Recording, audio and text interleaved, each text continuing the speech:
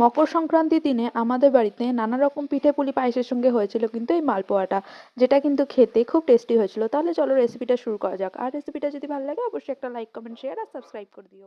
আমরা 200 গ্রাম সুজির প্যাকেট নিয়ে সেই সুজিটাকে পুরোটাই দিয়ে দিয়েছি, আর সেই সুজির পরিমাণ অনুযায়ী দিয়েছি 200 গ্রাম ময়দা। এরপরে এর মধ্যে দিয়ে দিয়েছি স্বাদ মতো নুন, আর দিয়ে দিচ্ছি লিকুইড দুধ। তোমরা কিন্তু এখানে ফুল ফ্যাট মিল্ক ইউজ করবে, বাজারে যেটা কিনতে পাওয়া যায়। এছাড়াও তোমরা গরুর দুধ দিতে পারো, সেটাকে ভালো করে ফুটিয়ে নিয়ে এর মধ্যে দিতে পারো। দিয়ে এটাকে ভালো করে মিশিয়ে নিয়েছি।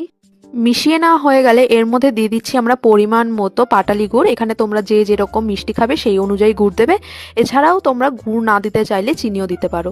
দিয়ে এটাকে ভালো করে মিশিয়ে আমরা 10 থেকে 15 মিনিটের জন্য ঢাকা দিয়ে রেখে দেবো। এরপরে ভাজার আগে আগেই আমরা এর মধ্যে দিয়ে দেবো মৌরি।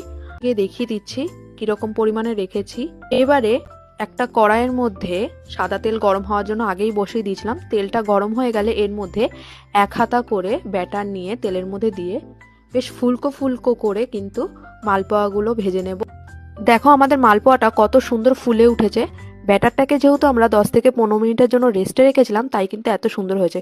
তবে আমরা মালপোয়াগুলোকে 2 সাইড লাল করে ভেজে নিয়ে তুলে নিচ্ছি। তোমরা কিন্তু অবশ্যই জানিও পৌষ পার্বণে তোমাদের বাড়িতে কি কি পিঠে হয়েছিল। তাহলে বলো আজকে রেসিপিটা তোমাদের কেমন লাগলো। রেসিপিটা ভালো লাগলে একটা লাইক কমেন্ট শেয়ার আর সাবস্ক্রাইব করে দিও।